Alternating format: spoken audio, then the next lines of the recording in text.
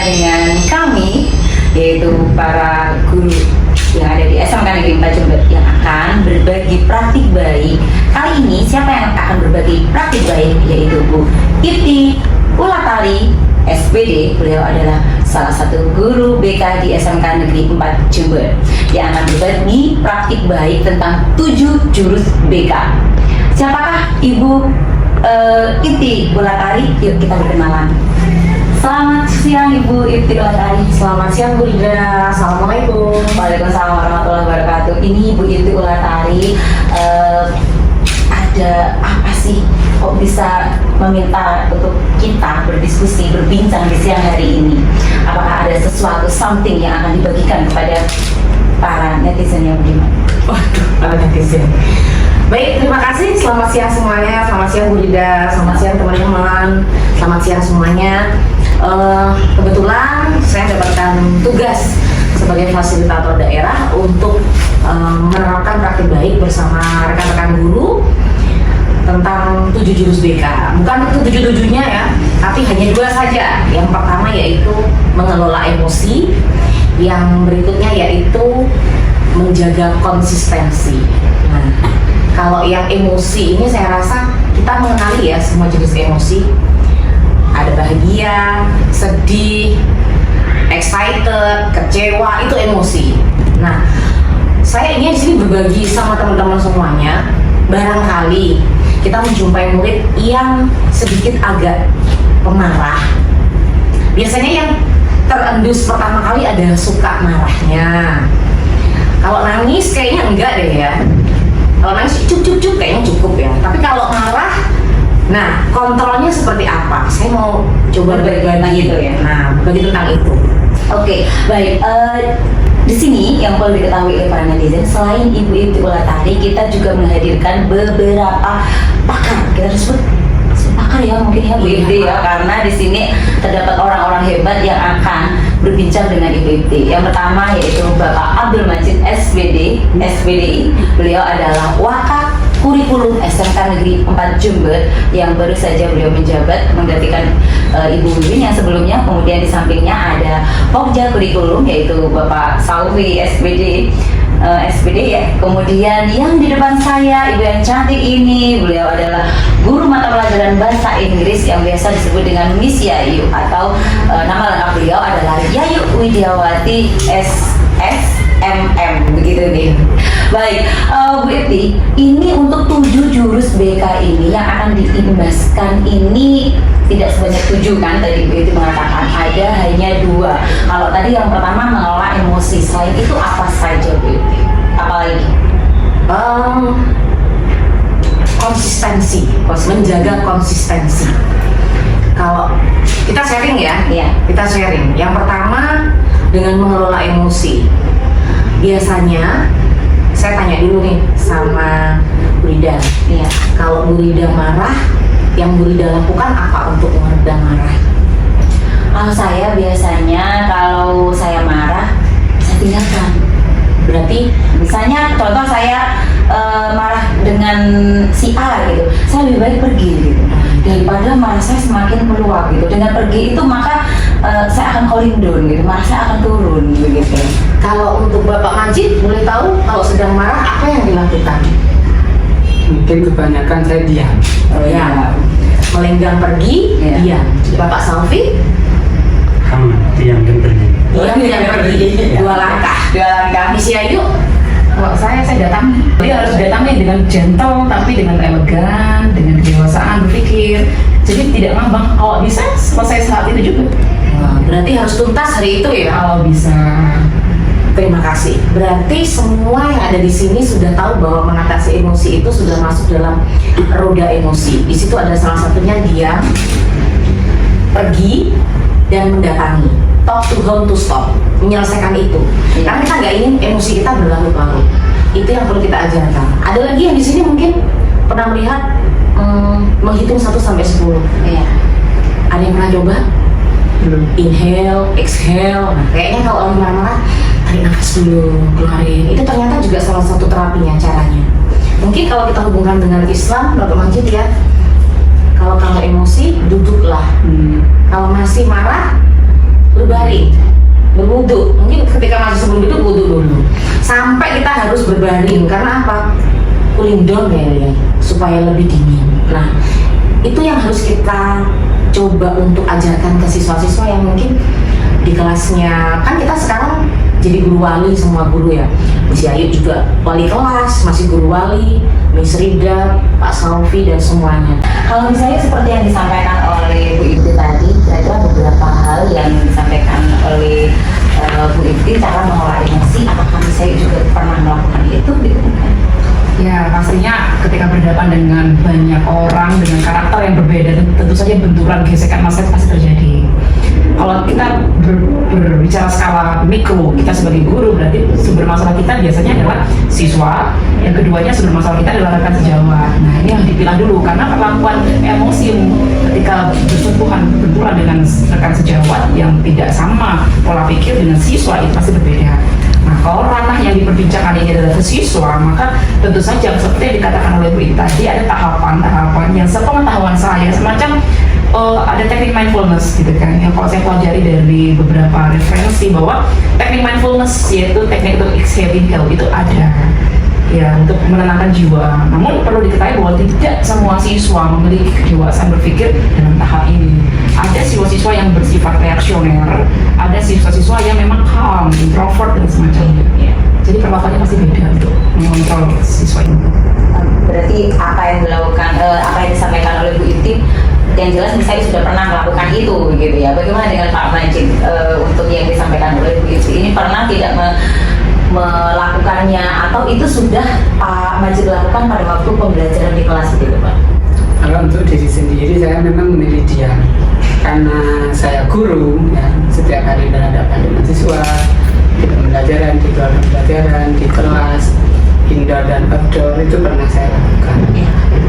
Waktu itu mungkin yang saya lakukan adalah karena saya ngajar PAI ya, agama, maka saya hubungkan dengan mata pelajaran saya.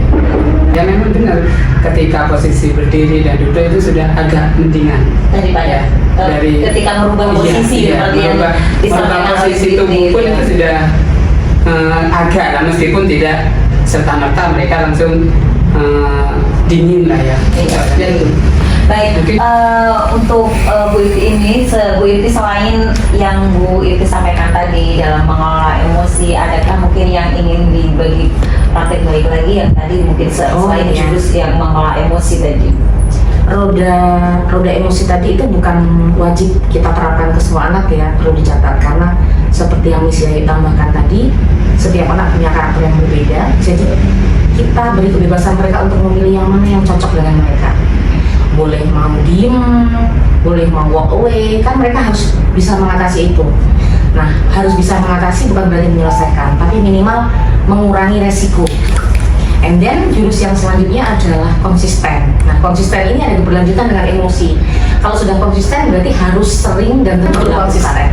Kemarin kan kita ada perubahan jam masuk, jadi saya rasa itu juga mempengaruhi kebiasaan anak-anak ya, yang awalnya berangkat 6:15 jadi berangkat jam 6 misalnya. Nah, itu harus konsisten gitu. Itu jurus yang menurut saya harus belajar bareng-bareng untuk semua guru dan untuk murid-murid kita. Emosi gitu. Tapi Bu Ibti, apakah yang disampaikan oleh teman-teman tadi itu Bapak Ibu yang ada di sini ini mengenai cara mengolah emosi itu menurut Bu Ibti tanggapannya apa? Dalam psikologi tidak ada yang salah dan benar, semua bisa dilakukan. Tergantung kita tujuan awalnya mau kemana. Kalau kita mau menyelesaikan dengan diam, setelah itu kita reda, kan tentu kita selesaikan. Iya. Tentu saja harus ada penyelesaian. Saya yakin apa yang dilakukan teman-teman sudah sangat baik karena tanpa saya minta, semuanya sudah berkesadaran untuk memperbaiki dan mengelola emosinya masing-masing. Baik, kalau Miss Yayu misalnya dalam pengelolaan emosi tadi ada kata-kata dari Bu Ibti adalah konsisten. Bagaimana? Apakah sudah konsisten dalam pelaksanaannya itu, Miss? Ya, kalau berbicara tentang merawat emosi siswa ketika pembelajaran itu pasti berdinamika sekali ya, apalagi bertemu dengan kelas yang berbeda-beda. Perlu diingat bahwa kesehatan mental guru juga penting ya kalau kita berbicara tentang mental health guru. Jadi begini, gurunya dulu tuh harus tuntas gitu loh. Gurunya sendiri ketika masuk kelas itu teman-teman tuh harus tuntas dulu. Gurunya belum selesai dengan domestic problemnya, kemudian harus dihadapkan dengan si A si B yang menjadi hama dada kutip, karena masih mereka tuh kreatif aja tapi berlebihan mungkin ya. Nah, itu akhirnya kita menjadi seperti Power Rangers gitu kan. Kita kayak mau menyelamatkan dunia gitu. Padahal kita sendiri belum selamat gitu. Makanya saya tekankan kepada ayo gurunya dulu itu harus sehat lahir batin sebelum masuk di kelas. Saya masuk kelas itu 10 kali dulu, masuk kelas itu baru masuknya. Ini wujud rapalan mantra saya ke kelas untuk menjadi Power Rangers tadi, Power Rangers. Begitu kita sudah siap, baru kita ke siswanya. Oke, selamat datang Mas Rah, come to me ya, gitu kan. Ayo, mau masalah apa? Saya siap. Gitu. Jadi saya yakin kalau gurunya udah ready, udah set go, gitu. Kamu ada masalah apa? Siap. Kamu apa lagi? Siap. Jadi nggak tertekan.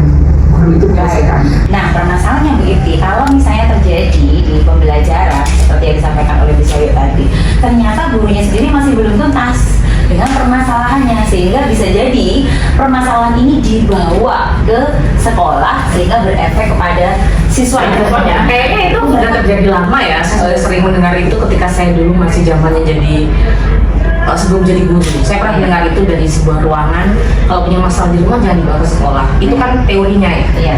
Prakteknya kadang tidak bisa seperti itu. Iya. Apa yang terjadi pada diri kita memang akan tergambarkan di situ. Tapi dalam bimbingan konseling saya belajar satu hal.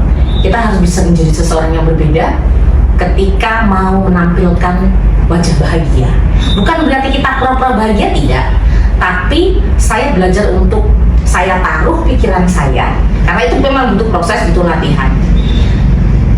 Ketika saya masuk ke lingkungan sekolah, saya adalah seorang pengajar. Bagaimanapun saya harus menularkan aura positif kepada yang saya melihat saya atau yang saya ajar. Sudah, saya taruh masalah, saya ini, fokus ke anak-anak yang ada di situ. Kuncinya itu saja sih. Kalau masalah, saya rasa semua orang punya masalah. Setelah kembali ke rumah, oke, saya hadapi lagi. Tapi kan bukan berarti kita harus. Saya lebih kepada kontrol ini ya. Kamu punya masalah, oke, tapi diselesaikan. Memangnya dengan kamu marah-marah ke anaknya orang selesai? Enggak kan? Jadi lebih ke kesadaran aja, biar tambah sadar bahwa semua orang punya masalah. Baik, selama ini Bu Yukti, selama Bu Yukti menjadi guru BK begitu ya, kan pasti ada nih yang guru yang curhat dengan segala permasalahannya di kelas, dengan segala permasalahan perwaliannya, dengan beliau-beliau guru-guru tersebut itu mengelola emosi. Adakah selama ini guru yang kesulitan dalam mengelola emosinya ketika menghadapi siswa di suatu kelas gitu? Mungkin ada yang pernah curhat mungkin ke Bu Yukti gitu.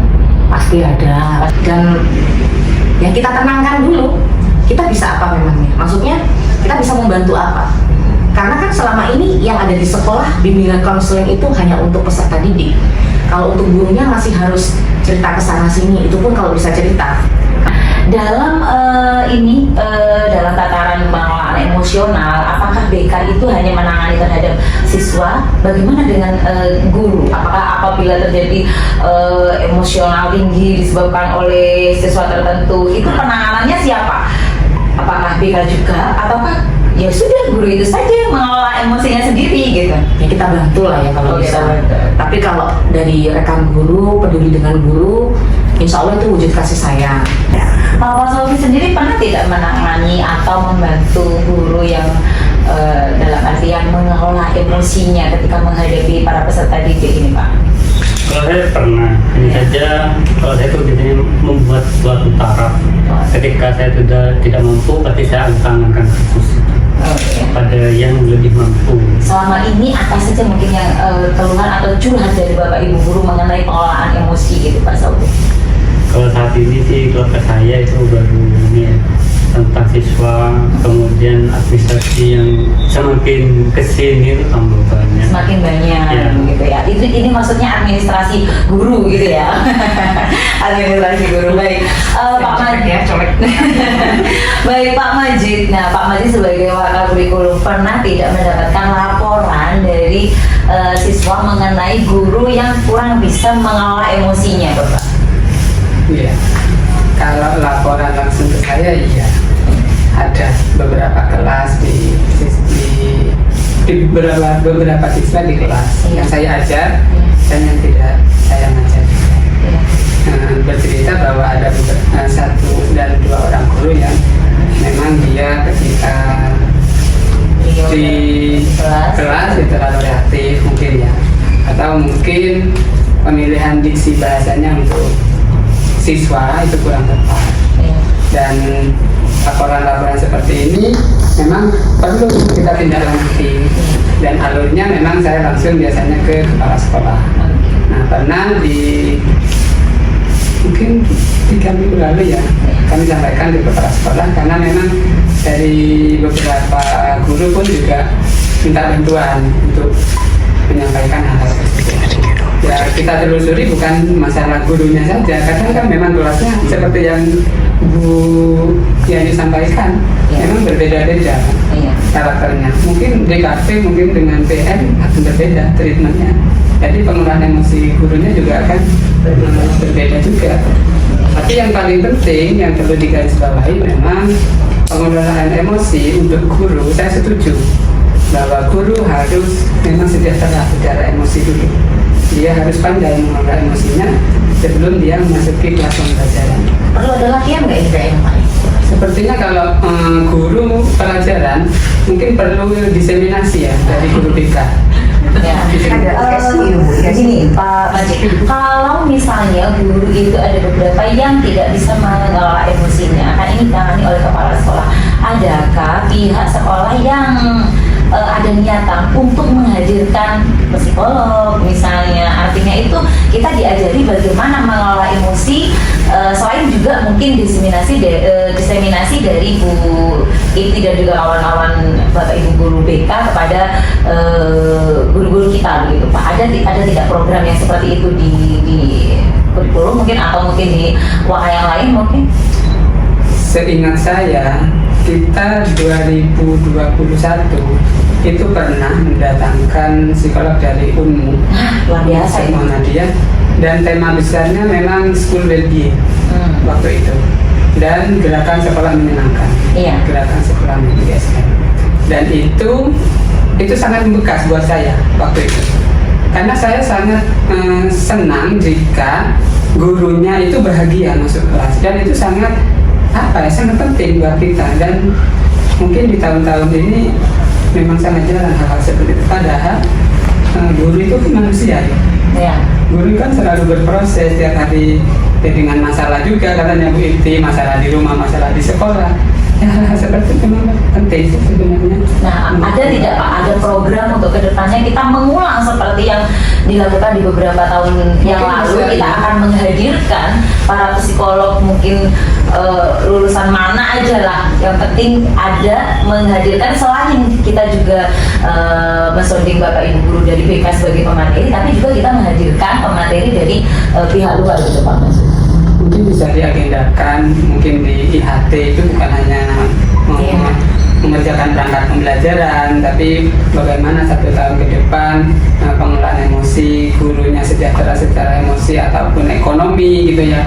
Itu mungkin memang lebih perlu diagendakan gitu. Luar biasa, terima kasih Pak Majid atas follow up ya untuk permasalahan ini. Kalau saya Komisi Ayu misalnya, apakah ini sangat berpengaruh tidak apabila guru itu tidak bisa mengelola emosinya terhadap baik itu pembelajaran di kelas maupun untuk guru-guru yang menjadi wali kelas? Bagaimana tanggapan ini saya? Ya, guru itu kan seniman, guru artis kan. Ya, dia harus merubah topengnya, berbagai jenis topeng untuk bisa menjadi yang ideal versi kelasnya masing-masing. Jadi kalau saya mengatakan bahwa manajemen kelas yang baik adalah ketika guru tuntas dengan dirinya, kemudian bisa mencerminkan, memotretkan aura positif vibes-nya ke kelas, dan kelas menjadi hidup, live, melihat bahwa semua siswa itu bukan sumber masalah tambahan, melihat bahwa mereka adalah pelanggan kita masuk bahagia, keluar bahagia.